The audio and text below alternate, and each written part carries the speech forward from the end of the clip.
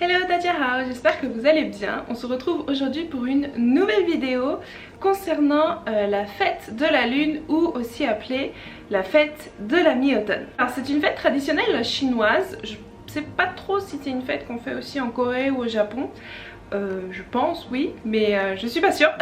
Alors pourquoi ça a deux noms cette fête? En fait la fête de la lune c'est le nom qu'on donne parce que c'est un rapport avec la lune, mais le nom chinois c'est la fête de la mi-automne, c'est-à-dire Zhongqiujie.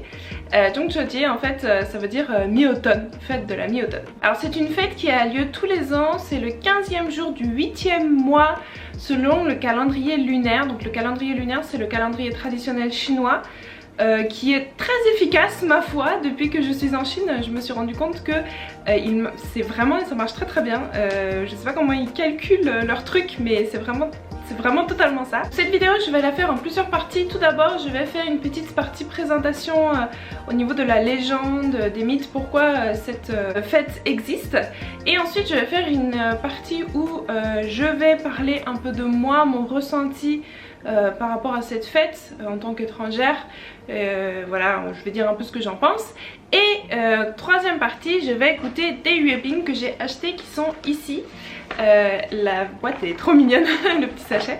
Donc je vais faire un petit goûter après. J'ai acheté 3 yuebing, donc je vais goûter 3 yuebing différents. Ah oui, depuis tout à l'heure j'ai dit yuebing. Yuebing ça veut dire les gâteaux de lune en français, oui c'est ça, les gâteaux de lune. Donc première partie, la fête de la lune, qu'est-ce que c'est, d'où ça vient? Alors en fait il y a plein de légendes différentes, je m'en suis rendu compte en faisant cette recherche. J'en connaissais deux, je savais qu'il y avait deux versions d'une même légende, mais en fait en faisant mes recherches je me suis rendu compte qu'il y en avait plein. Donc je sais pas vraiment quelle est la plus officielle, pourquoi il y en a plusieurs, quelle est vraiment l'histoire. Je pense qu'en fait personne ne le sait, mais je vais vous dire celle que tout le monde connaît, en tout cas celle qui est la plus répandue, la légende la plus répandue. Alors pour ceux qui ne le savent pas, il y a toute une mythologie chinoise qui est vraiment très intéressante. Il y a un livre, le Shanghai Jin, qui retrace un petit peu aussi la mythologie. Et la mythologie chinoise est presque aussi complète, ou en tout cas aussi importante que la mythologie grecque. Donc si jamais ça vous intéresse, je vous conseille vraiment de faire un tour dedans parce que c'est vraiment hyper intéressant. Alors en fait c'est l'histoire de Hou-Yi. Hou-Yi c'est un humain normal, c'est un archer qui en fait un jour il y a eu 10 soleils en même temps qui ont du coup fait une grande sécheresse, il y a eu beaucoup de problèmes sur la terre et Hou-Yi avec son arc a tué ou détruit en tout cas 9 de ces 10 soleils, donc il n'en restait plus qu'un. Et donc pour le remercier, les dieux lui ont offert un élixir pour devenir un dieu et donc devenir immortel. Et donc Hou-Yi, comme il est quand même un peu des couilles, il se dit non, moi je vois pas d'élixir, je suis genre trop stylé, ok, moi je veux pas devenir un dieu. Donc il n'a pas bu cet élixir et il n'est pas devenu dieu. Mais un jour, un méchant, très méchant, alors je crois que c'est un de ses élèves, parce que Hou-Yi donnait des cours d'arc, et je crois que c'est un de ses élèves, donc il s'appelle Peng Meng, avec mon accent, qui en fait est venu chez Hou-Yi un jour où il n'était pas là, mais sa femme Chang-E était là. Et il a dit à sa femme, bah raboule l'élixir, je veux le boire et tout, je veux devenir un dieu et tout. Et donc sa femme a dit non. Et pour ne pas que ce Peng Meng boive l'élixir, sa femme l'a bu et elle est devenue une déesse, mais elle l'a fait contre son gré. Et donc quand elle est arrivée devant la chef, la reine des déesses, elle lui a dit je veux être près de mon mari, et donc la déesse l'a envoyé sur la lune. Et donc Chang-E est toujours maintenant sur la lune avec un lapin. Je sais pas ce que le lapin fout là, mais il y a un lapin sur la lune aussi. Hou-Yi, après avoir appris tout ça, il était très triste et tous les jours il regarde la lune. Tous les ans, chaque fois à l'année, lors de la fête de la lune, il mange des yuebing en pensant à sa femme. Ça c'est l'histoire mignonne qui est très célèbre, mais il y a plein d'autres versions de cette histoire. Une version c'est sa femme qui était jalouse de lui qui finalement a bu l'élixir à sa place. Une autre version c'est Hou-Yi était très méchant et donc sa femme a bu l'élixir pour ne pas que lui le boive parce qu'il c'était un tyran et qu'il devienne un méchant dieu. Enfin bon, il y a plein de versions différentes, il y a même une version, j'ai pas trop compris, avec les Mongols, enfin bon, je sais pas pourquoi, il y a aussi une histoire avec les Mongols. Bref, il y a plein de versions différentes, je sais pas vraiment laquelle est vraie. En tout cas, celle que je vous ai racontée, c'est la plus célèbre. Et les Yue-bing, exactement pourquoi on mange les Yue-bing, en vrai on sait pas trop vraiment pourquoi. Une raison scientifique que j'ai trouvée, enfin en tout cas qui est un peu connue, c'est que en fait quand la fête de la lune, qu'est-ce qui se passe? En fait la lune est énorme, c'est-à-dire elle est ronde, mais c'est le moment où elle est le plus proche de la Terre. Et donc à ce moment-là, bien sûr il y a des événements sur la Terre qui se passent, comme par exemple à Hangzhou il y a des vagues. Tous les ans à ce moment là il y a des vagues à Hangzhou, sachant que d'habitude il n'y a pas trop de vagues, et en plus des vagues avec des formes très bizarres. Chaque année il y a une nouvelle forme de vague. Donc je vous mettrai une vidéo juste maintenant.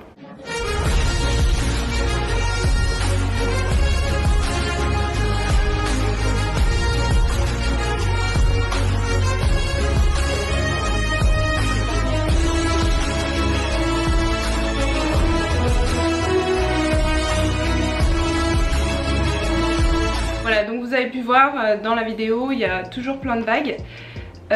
Et donc, bien sûr, parce que c'est la lune qui est très proche de la Terre, et apparemment, nous aussi, comme on a de l'eau dans notre corps, ça nous fait chavirer notre corps. Apparemment, ce jour-là, on n'est pas de bonne humeur, on n'est pas calme, on est agressif, hein, tout ça, voilà. Et apparemment manger des Yue-bing, comme il y a du sucre dedans, ça nous calme et ça nous fait du bien de manger des Yue-bing ce jour-là. Est-ce que c'est vrai ou pas? Je n'en sais rien, c'est une théorie, en tout cas un peu scientifique, mais en vrai pourquoi on mange des Yue-bing, je crois qu'un peu personne ne le sait. Voilà, donc ça c'était pour un peu l'histoire de la fête de la lune. Maintenant je vais vous parler vraiment les Yue-bing en Chine, comment ça se passe. On en mange tous les ans, le jour de la fête de la lune. Mais contrairement à ce qu'on pourrait croire, parce que si on vit pas en Chine on s'en rend pas vraiment compte, c'est que en fait on n'en mange pas vraiment des Yue-bing en Chine. Beaucoup de Chinois n'aiment pas ça, moi personnellement je n'aime pas ça. C'est très gras et très sucré. Si c'est des versions sucrées, il y a des versions salées aussi. C'est très gras en tout cas, la plupart des gens n'aiment pas ça. Mais pourquoi est-ce que les Yue-bing ça continue? Et bien en fait maintenant on l'utilise surtout pour offrir. Donc par exemple si vous avez suivi mon Instagram, j'ai reçu une boîte de Yue-bing de mon entreprise un peu quelques jours avant la fête de la lune. Et donc souvent les entreprises offrent à leurs employés les Yue-bing, et c'est aussi un moyen d'offrir un cadeau, pas trop à ses amis parce que c'est un peu bizarre, mais plutôt à sa famille. Donc la fête de la lune généralement on rentre voir sa famille 1 ou 2 jours et on leur offre des Yue-bing pour être poli, enfin c'est la tradition en tout cas, et on mange 1 ou 2 Yue-bing genre le jour même, on coupe un Yue-bing en 4 et puis chacun mange un petit bout, voilà, histoire de faire la tradition. Mais après des gens qui vraiment achètent des Yue-bing parce qu'ils aiment ça et qui mangent ça eux-mêmes chez eux, genre comme ça, c'est assez rare. Personnellement je connais pas de Chinois qui fait ça, je pense qu'il y en a parce qu'il y en a qui doivent bien aimer, mais dans la façon de faire et dans la tradition en tout cas c'est pas trop ce qu'on fait. Après je vous dis ça c'est vraiment dans le sud, dans le Sichuan. Peut-être que dans d'autres régions en Chine c'est encore différent parce que la Chine est très grande, mais en tout cas voilà généralement comment on fait. En fait ce qui se passe c'est qu'il y a des boîtes énormes de Yue-bing qui coûtent très cher. Donc c'est des boîtes qui peuvent, généralement c'est entre 300 et 400 yuan. Mais il y en a qui peuvent coûter 700, 800, plus de 1000 yuan, il y en a aussi, ça existe. Et plus tu achètes une boîte chère et que tu l'offres à quelqu'un, plus ça montre ton respect envers cette personne, bien sûr. Donc c'est aussi devenu une fête commerciale. Donc par exemple je vous ai pris quelques photos de l'entreprise où je suis allée ici, voilà, pour acheter ces Yue-bing là, c'est une boulangerie. J'ai pris quelques photos des boîtes qu'il y avait. Moi j'ai pas acheté une boîte parce que je me suis pas acheté 300 yuan de Yue-bing sachant qu'il y en a pas beaucoup dedans, il y en a genre 4-5 maximum, enfin 6 si vous faites un chiffre rond. Il y en a vraiment pas beaucoup, hein. Ça coûte très cher mais en fait vous payez la boîte, c'est tout. Par exemple Starbucks aussi fait des boîtes à Yue-bing. J'avais pris une photo que j'avais mise sur Instagram un jour. Donc, les Yue-bing sont magnifiques, hein. Ils ont l'air très beaux. Je sais pas s'ils sont bons, je les ai pas goûtés parce que ça coûtait 600 yuan. Moi je mets pas 600 yuan, c'est presque 600 yuan, ça doit faire je sais pas 80 €. Moi je mets pas 80 € dans une boîte avec 6 Yue-bing dedans, sachant que peut-être que je vais pas les manger si je les aime pas. Sinon au niveau des Yue-bing eux-mêmes, moi je n'en mange pas trop donc je connais pas trop. Le Yue-bing classique c'est le Yue-bing avec un œuf dedans, ça c'est vraiment le basique du basique qui je n'aime pas. Maintenant vous avez plein de genres de Yuebing. Vous avez des Yuebing au mocha, vous avez des Yuebing au chocolat, vous avez des Yuebing... Enfin à tout quoi, à la rose, j'en ai acheté à la rose, il y en a plein. Vous avez aussi des Yuebing salés, genre avec de la viande à l'intérieur, que je déteste les Yuebing salés, je n'aime pas ça du tout. Maintenant on va passer à la partie dégustation. Donc ça c'est Holy Land, c'est une marque de boulangerie qu'on trouve partout en Chine. Enfin une boulangerie à la chinoise, hein, c'est-à-dire c'est pas la boulangerie française avec du vrai beurre dedans, c'est plutôt la boulangerie à la chinoise. Et je me suis pris 3 Yuebing qui correspondaient aux 3 boîtes. En fait j'ai pris un Yuebing de chaque boîte. Donc vous avez le Yuebing, c'est quoi, c'est à la rose et haricot vert, voilà, qui a une forme de fleur vraiment très jolie, très sympa. Ah oui, donc les Yuebing traditionnels, si vous connaissez, c'est rond bien sûr, hein, mais maintenant de plus en plus on voit des formes différentes. On voit par exemple des roses, on voit d'autres formes dessus, mais généralement ça reste rond. Mais voilà, ils commencent à changer un petit peu les formes parce que sinon les gens ne les achètent pas bien sûr, hein. J'en ai pris un autre à la rose également. Voilà, super, j'en ai 2 à la rose. Lui c'est que rose je crois, hein. Ouais. Donc voilà à quoi il ressemble. Voilà, et j'en ai pris un autre.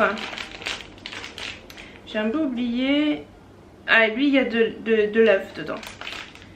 œuf, et puis je crois qu'il y a des fleurs aussi. Ouais. Voilà. Lui qui est un peu moins beau je trouve visuellement. Donc il donne un peu moins envie. Mais bon, on va essayer de goûter. Donc je vous dis, hein, je n'aime pas ça du tout. Donc mon jugement risque de ne pas être très objectif. Pour vous, je vais goûter les Yuebing. Alors lui, il a plutôt une forme de gâteau. Alors ça c'est vraiment pas du tout le Yuebing classique. Vous voyez déjà il a une forme pas du tout comme les Yuebing que vous connaissez. Et en plus je pense qu'au milieu il n'y a rien. Normalement les vrais Yuebing, il y a quelque chose, un liquide. Par exemple ça peut être l'œuf ou ça peut être un autre liquide à l'intérieur.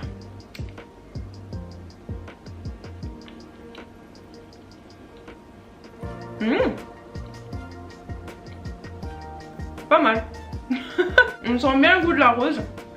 On sent aussi vous voyez il y a un morceau de rose là. Ça, il y a un morceau de rose. J'en fous partout par terre, c'est super. Je suis dans un champ. Super. Bon, c'est pas grave. En fait, je pense que la pâte a été faite avec des haricots. Des haricots. Je parle très bien français.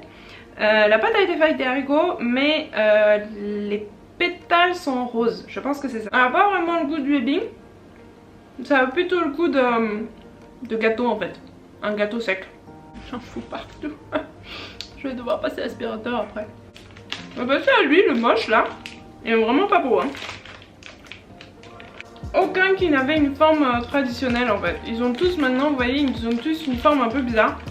Lui il ressemble plutôt à un gâteau plutôt qu'à un Yuebing. Vraiment le vrai Yuebing c'est vraiment rond, hyper gras. Et il y a des petits dessins dessus, voilà. Mais du coup le E pas du tout. Pour info, mon mari déteste les Yuebing aussi, hein, donc c'est vraiment, c'est pas seulement moi, il y a beaucoup de Chinois qui n'aiment pas ça. On en mange juste le jour même histoire de quoi. Bon, je goûte.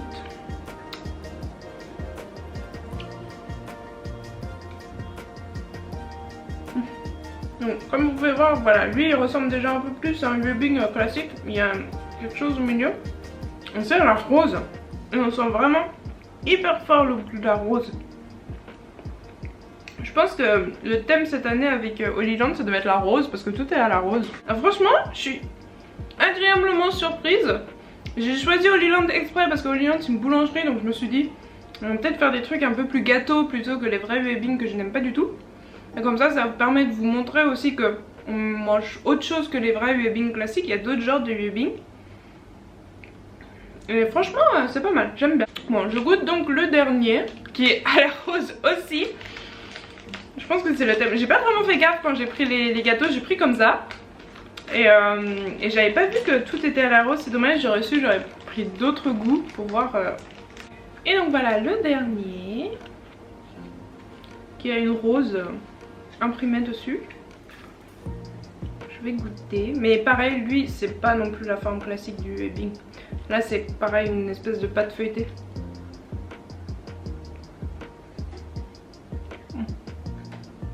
Là, c'est vraiment la rose. Vous voyez au milieu.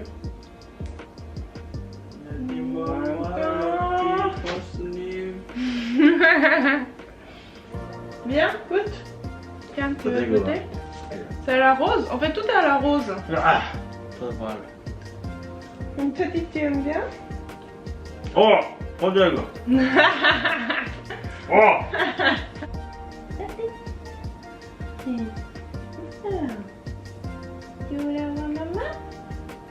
Il y a Ardos qui voulait rentrer. Bon, du coup, mon mari n'a pas aimé, mais je m'en doutais parce qu'il aime pas la rose. Donc voilà, là pareil, c'est que de la rose au milieu. C'est bien rose, hein, pour de la rose. Un peu trop sucré. Happy, tu aimes bien aussi?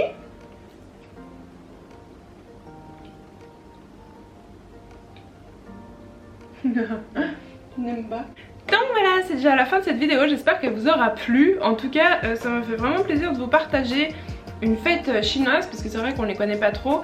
Je vais essayer de faire à chaque fois qu'il y aura une fête, genre le nouvel an, tout ça, fête de la lune. Qu'est-ce qu'il y a d'autre, j'ai oublié, voilà.